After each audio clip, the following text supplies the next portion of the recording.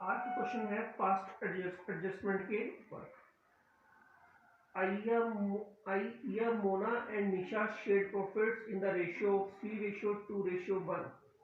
तीन पार्टनर हैं जो 3:2:1 में प्रॉफिट्स को बांट रहे हैं।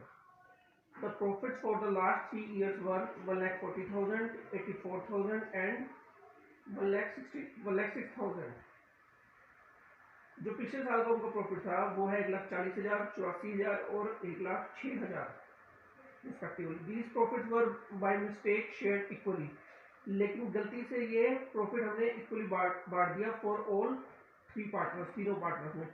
It is now decided to correct the error. और अब हमने ये डिसाइड किया कि हम इस एरर को ठीक करेंगे।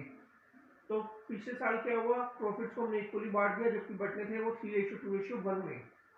तो अब इसे कैसे ठीक किया जाएगा? तीनों साल के प्रॉफिट्स को टोटल कर दो, जो 1,40,000, 84,000 और 1,06,000 रुपये है। तो हमें देखना है कि इन तीनों का टोटल कितना आता है। 140, 84 और 1,06,000, इनका टोटल बना आपका 3,30,000 रुपीज़। अब आपने इस प्रॉफिट को तीनों में बांटना है। तो 3,30,000 टोटल प्रॉफिट है, जिसको डिवाइड करेंगे हम तीनों पार्टनर्स में बाय 3 इक्वल्स टू 1,10,000 रुपीज़। तो आप ये देखिए यहाँ लिखा हुआ है प्रॉफिट्स रॉन्गली क्रेडिटेड, जो हमने तीनों में बांटा है।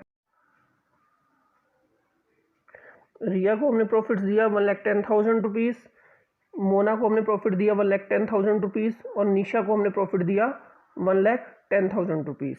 टोटल जो प्रॉफिट हमारा 3,30,000 रुपीज़ हो गया। लेकिन हमारा जो प्रॉफिट था वो क्रेडिट होना कितना चाहिए था, अब ये देखना है। अब देखिए आप यहाँ पर जो टोटल रेशियो थी वो थी 3:2:1। इसका टोटल हुआ 6 और टोटल प्रॉफिट था 3,30,000 मल्टीप्लाई बाय रिया का जो शेयर था वो 3 था, डिवाइड बाय जो टोटल शेयर आएगा 6 इक्वल्स टू 1,65,000 रुपीज़ का प्रॉफिट है। इसी तरह से आप बाकी दोनों की जो पार्टनर्स हैं उनका भी प्रॉफिट निकाल लीजिए।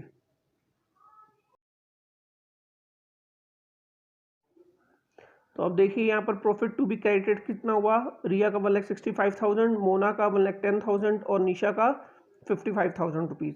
तो जो टोटल प्रॉफिट बटा था वो इस तरीके से बटा आपका 3,30,000। अब एडजस्टमेंट इसमें कितनी बनेगी?